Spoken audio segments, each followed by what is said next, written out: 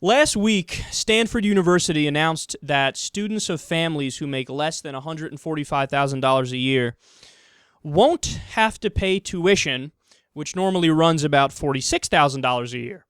Quote, students whose families make less than $65,000 also won't have to pay for room and board, which can run about another $14,100.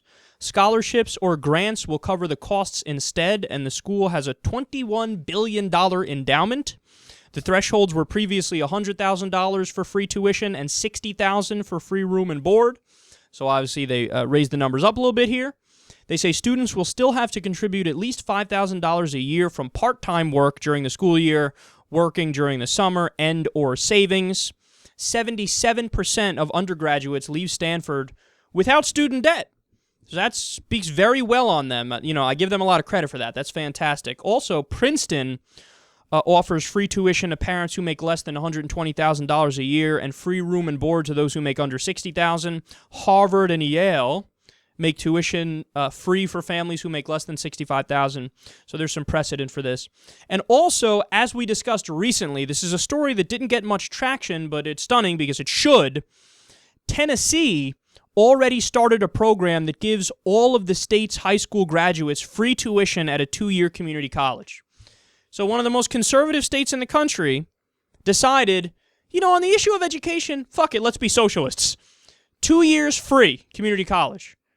A fantastic idea. I gave them a bunch of credit at the time, and I'm going to give it to them again right now. I want that to be a model for the rest of the United States as a first step towards the end goal, which I think you all know what my position is on that either way. And you know who agrees with that and likes what they did in Tennessee? A guy by the name of Barack Obama. Quote, Obama proposed a plan that would cover tuition costs for all high school graduates who enroll full-time or half-time in community colleges with occupational training or credit towards a 4-year degree and maintain a 2.5 GPA. It's time, man. It's time to at least take one step in the right direction. I would prefer, let's go all the way. Why not do what other modern nations have done, which is universal college? And it's not like you force people to go to it. If people choose to go, it's free. It's paid for via tax dollars. I've always said if you're structuring a society from scratch and you're trying to determine, well, where are we going to divert our resources? Where are we going to take our tax money and spend it? Where can we all agree that, okay, this makes sense. I'm willing to spend on this if we're going to have taxes. Well, the answer's got to be, number one, I'd probably say is healthcare and defense of the nation and infrastructure. But education's right there. And we all agree with that up to a point.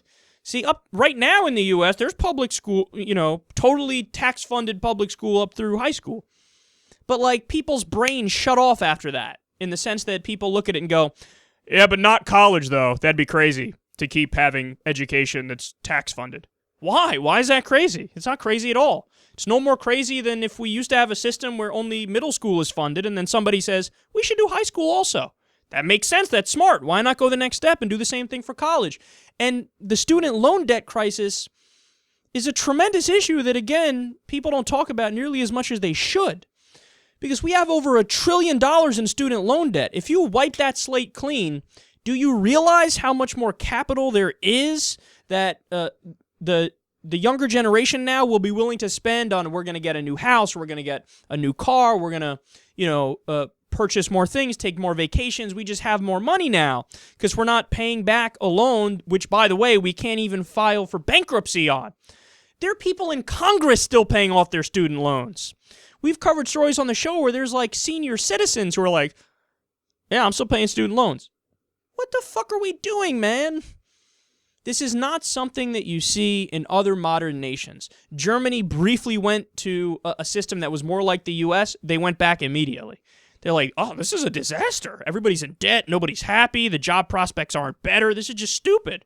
Let's go back. And they went back. We're not asking for much, man. I mean, I've always find it hilarious when people think I'm some sort of radical. Chances are, if you think I'm a radical, you're a right-wing kook. Because I'm a guy who, I'm a social democrat is what I am.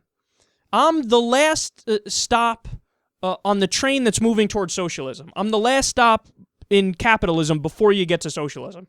I believe in a mixed market economy. I believe in a hybrid. I believe in let's have universal health care, let's have universal education, let's have a good social safety net, a strong minimum wage, some good labor unions. But also, let's have capitalism, sure. That's got to be the root of it because capitalism is based on greed, and I think greed is in human nature, and you can't just pretend like it's not. So I'm not some sort of radical. What? Because I want to divert our tax dollars that now go 57% of discretionary spending to war. I want to divert that to educating your kid. Therefore, I'm a radical. I want to take the money which is going as a corporate welfare check to ExxonMobil and Walmart and investment banks on Wall Street and big banks, $80 billion a year plus going to big banks as a corporate welfare check. I want to divert that money and give it to people so they pay their medical bills and go to school, but I'm a radical. No, the radical system is the system we have right now. This system is fucking radical.